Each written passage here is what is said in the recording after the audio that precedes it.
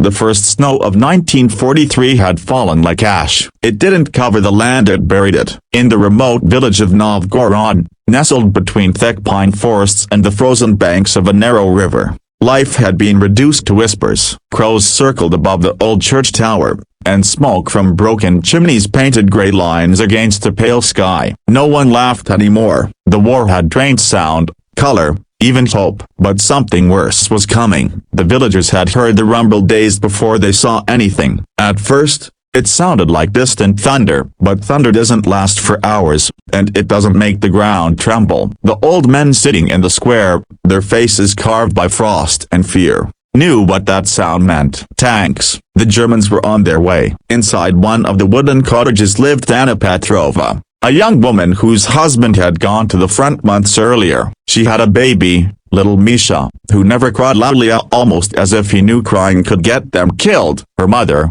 Maria, was boiling potatoes, the last of them, when the rumble became a roar. Anna looked through the frosted window and froze. Down the white road came a column of trucks, armored cars, and soldiers wrapped in gray. Helmets glinted under the weak light. Their flag of black, white, red whipped violently in the cold wind. The first German soldiers arrived before dawn. They came like a shadow that refused to leave. One kicked open the door of the mayor's house. Another smashed the church door with his rifle butt. Within an hour, the village was no longer theirs. The villagers were dragged from their homes and lined up in the square. The officer in charge, a tall man with a scar across his cheek, looked at them as if they were insects. His translator, a young Ukrainian in a stolen coat, shouted the order: anyone who hides partisans will be shot. Anyone who lies will be shot. Anyone who resists will be shot. No one moved. The officer smiled thinly. Right age, he said to his men. 3 days. They nodded. The nightmare had a schedule. Anna clutched her baby tighter. The soldiers searched every home, every barn, every attic. They found nothing but hunger and fear. Still, they burned 2 houses,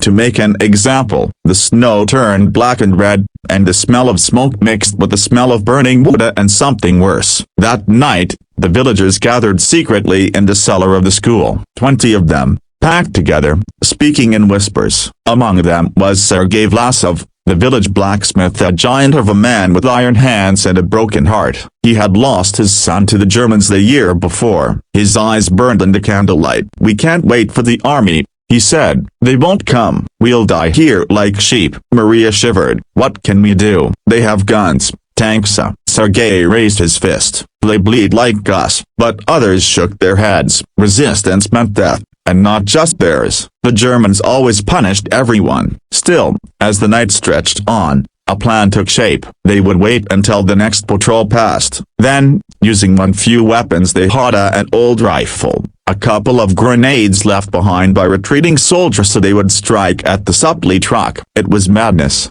but madness was the only thing left. At dawn, Anna stood by the window again. The snow had stopped. The world looked almost peaceful, as if pretending nothing had happened. But the peace was fake, thin as paper. Through the mist she saw something move near the woods: Sergei and 2 boys creeping toward the road with sacks on their backs. She wanted to stop them. She wanted to scream, but her voice stayed inside her chest. The attack happened fast. A burst of gunfire shattered the silence. Smoke rose again, this time from a burning truck. For a moment, the villagers felt hope. Then came the scream of engines, the rattle of machine guns, the roar of fury. The Germans stormed the village like wolves unleashed. They kicked down doors, dragged people into the streets, demanding names. Sergei was caught near the river. They beat him until he could no longer stand, but he didn't speak. They tied him to the post outside the church and left him there, a warning to all. The officer watched calmly,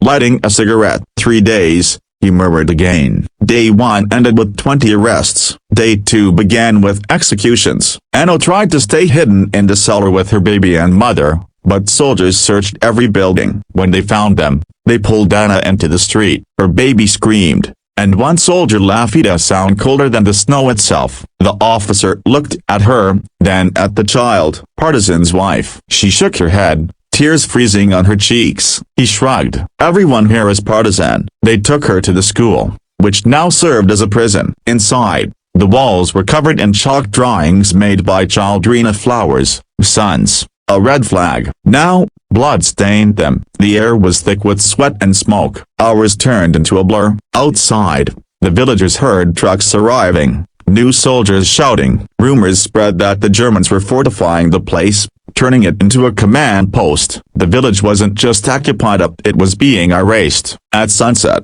Anna heard a gunshot, then another, then silence. The officer stepped out of the school, wiping his hands with a handkerchief, and spoke to his men. "Tomorrow we finish, then we move east." That night, a storm rose. Snow fell harder than before, covering footprints, blood, and the shape of the dead. The village slept in terror, dreaming of the world that had existed only 3 days earlier before everything was taken. But one sound still broke the silence: the faint tapping of metal. Under the church floor, hidden in a pit, Sergei Vlasov was still alive, broken, half frozen. He was working at the ropes that bound his wrists, using a nail he had found in the dirt. Each scrap felt like fire, but he didn't stop. He had one thought left in him: they will not end this village. When he finally freed himself, the sky outside was beginning to glow pale blue, the first sign of day 3. And day 3, a broken bar, would be the bloodiest of them all. The morning of the third day began with the scream, not the scream of a person,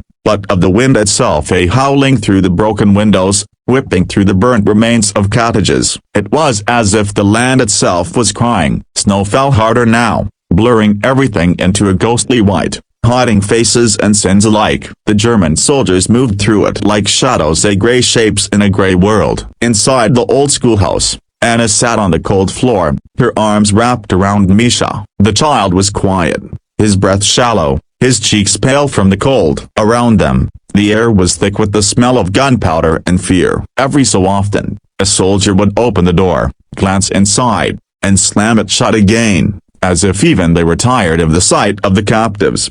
Maria, her mother, sat against the wall, whispering prayers under her breath. "God will not forget this," she murmured, "even if men do." But God felt far away. Across the square, Sergei Vlasov emerged from the church cellar like a ghost risen from the grave. His hands were torn and bloody from the ropes. His lips were cracked, his face swollen, yet his eyes were alive, burning with the last light of human defiance. The Germans had left him for dead, but he was not finished. Not yet. He staggered into the snow, clutching a piece of broken glass in one hand and a half-frozen grenade in the other. The storm howled around him, covering his movements. He could see the tanks lined along the edge of the road, engines idling, soldiers loading crates. The officer, the one with the scar, stood near the trucks, giving orders. Sergei could almost hear his voice through the wind. Calm, cold, mechanical. Sergei crouched behind the wreck of a cart, his breath steaming. He watched,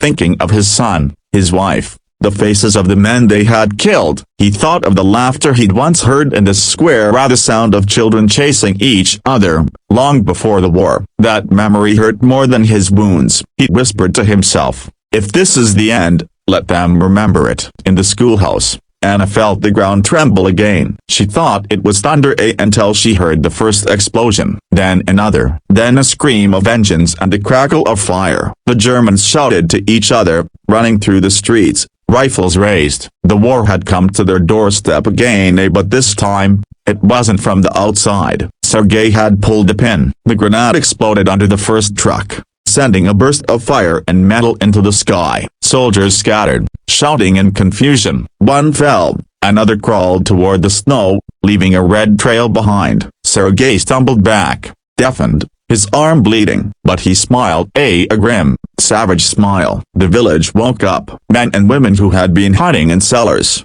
barns, and underfloors now rushed out with whatever they could find: axes, knives, even farming tools. It wasn't an army, but it was enough to make the Germans bleed. They attacked from the alleys, from behind fences, from windows. One soldier was struck with the pitchfork before he could turn his gun. Another slipped on the icy road and never stood again. It was chaos, wild and desperate. The villagers knew they wouldn't survive, but they no longer cared. They would rather die fighting than watch their world burn. The officer shouted orders, his voice cutting through the storm like a whip. "Fewer ales, Naeder Brown. Burn everything. Leave nothing standing." Within minutes, The Germans began setting fire to houses. One after another, flames devoured the thatched roofs, climbing into the sky. Smoke mixed with snow, turning the air thick and choking. Anna pressed her child to her chest and looked toward the door. She could hear the screams, the gunshots, the roar of fire. She knew what was coming. Maria grabbed her arm. Run. Out the back. Now. But you.